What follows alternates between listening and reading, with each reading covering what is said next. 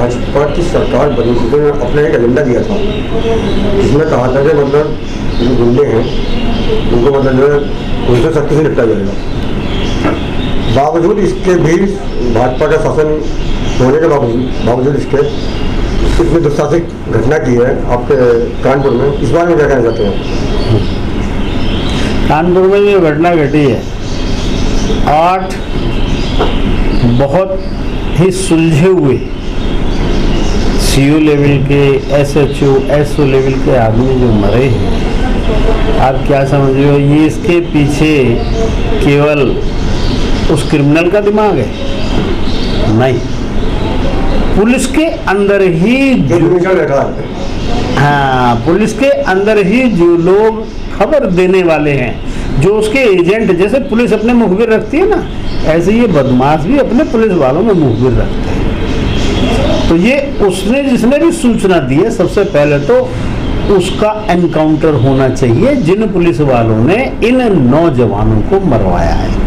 ये बड़े कीमती सीओ लेवल के आदमी थे, एसएचओ, एसओ जो भी थे, मैं तो कहता हूँ कोई भी था, लेकिन कानून के ऊपर यदि कोई हाथ उठाता है तो उसका एनकाउंटर सबसे पहले जरूरी है। दूसरी चीज, हमारे यहाँ की कानून व्यवस्था बिल्कुल जीरो है, मैं तो ये कहूँगा। जिस तरीके से पिक्चर में दिखाया था ना, तारीख पे तारीख, तारीख पे तारीख, तारीख पे तारीख। अब एक बात बताइए, सन 2000 में जिसको पैरोल पे छोड़ा गया, आज 2020 तक भी कोई कार्रवाई नहीं हुई। वो बीच में भी क्राइम करता रहा। एक मंत्री लेवल के आदमी को, राज्य मंत्री को थाने के अंदर मर्डर करके चला गया, और वहां पे 20 पुलिस वाले और थानेदार थे। किसी की हिम्मत नहीं हुई ये कहने की।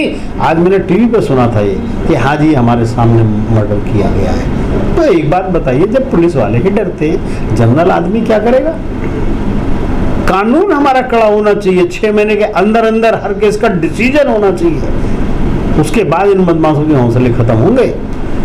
अगर ये 20-20 साल लगाएंगे हैं तो ये तो अपने खिलाफ गवाही देने वालों को रास्ते में मरवा देते हैं। तो कहां से कानून जो है हेल्प करेगा? कानून व्यवस्था हमारी बड़ी लचीली है। तारीख पे तारीख करते हुए आदमी गुजर जाता है, उसके सामने उसका केस तक नहीं हो पाता है। हमें बड़ा दुख है कि कानून व्यवस्था योगी जी पूरा सुधारने की कोशिश कर रहे हैं, लेकिन ऐसे ऐसे क्रिमिनल, और उसके बाद जो स्टेप उठाया योगी जी ने, बहुत सराहनीय है।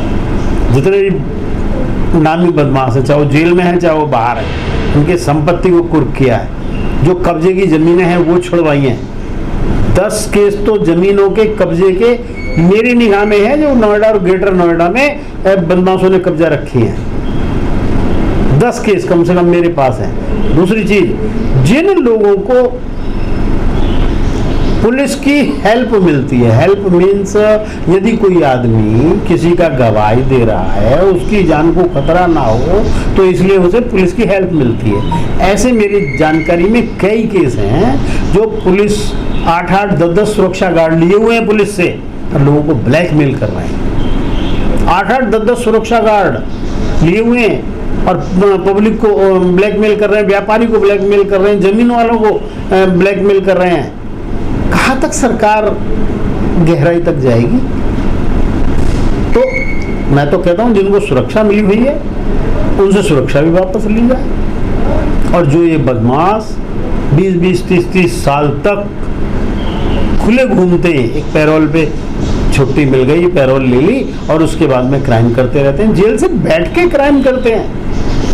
तो इनका डिसीजन अगर 6 महीने में, 8 महीने में होगा तो ये वो क्राइम नहीं कर पाएंगे। आज इतने हौसले बुलंद हो गए, बताइए पुलिस के जवानों के ऊपर हाथ उठाना। इसमें किसका हाथ मानते हैं? पुलिस के अंदर ही को भीषण मानते हैं आप?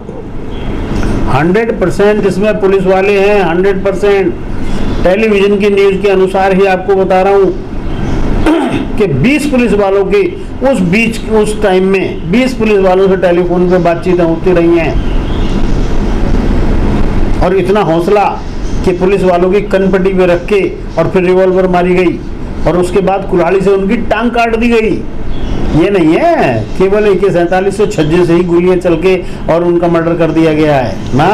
निर्मम हत्या की है। मैं कहता हूं, जिस तरीके से भारतवर्ष की बॉर्डर पे लड़ती है और उग्रवादियों का सर्वनाश करती है।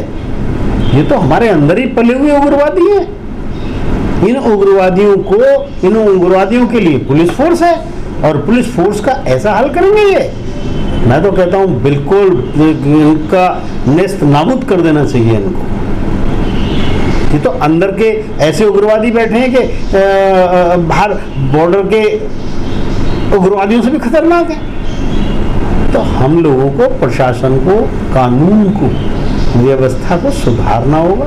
कानून व्यवस्था अगर नहीं सुधरेगी आने वाला टाइम इससे भी बुरा होगा। इसकी जिम्मेवारी किसकी होगी? सरकार की होती है और शासन प्रशासन की होती है। शासन प्रशासन में अगर देख रेख होगी कि हाँ कानून व्यवस्था, इसको सजा बहुत जल्दी मिल जाएगी, अगर इस तरीके की व्यवस्था होगी तो इनके हौसले ही नहीं बढ़ेंगे। आपको ध्यान है, आपको एक बहुत राज की बात बताता हूँ। गाजियाबाद में प्रीतम सिंह इंस्पेक्टर हुआ करते थे। मालूम है जब उनकी शादी हुई 20 साल पहली बात है या 25 साल हो गए होंगे, तो हिंदुस्तान के नामी क्रिमिनल वो शादी में आए थे जिनके ऊपर 5-5 लाख रुपए इनाम था। श्रीमान जी, जब उनकी इस सीडी को हायर अथॉरिटीज ने देखा, आईजी डीआईजी लेवल के लोगों ने देखा, तो उनको तुरंत टिहरी गढ़वाल ट्रांसफर कर दिया गया था। तो एक बात बताइए, जो मेहमानदारी में इतने बड़े इंस्पेक्टर और उनको पीएसी की बटालियन में सुरक्षा के लिए मिली हुई थी प्रीतम सिंह जी को, और उनका एंड क्या हुआ? एंड भी यही हुआ कि उन्हीं के बनाए हुए बदमाशों ने कवि नगर में मॉर्निंग वॉक करते हुए और उनको गोली मार दी। तो श्रीमान जी, मेरा ये कहना है कि कुछ लोग ऐसे होते हैं जिनसे छुपाकर ऐसी व्यवस्थाओं के लिए फोर्स को निकाला गया। जैसे इनकम टैक्स विभाग होता है ना, इनकम टैक्स विभाग में ये नहीं पता होता कि हम कहाँ रेड डालने जा रहे हैं। सारा स्टाफ बैठने के बाद में पर्ची खोली जाती है कि इस एड्रेस पे जाना है।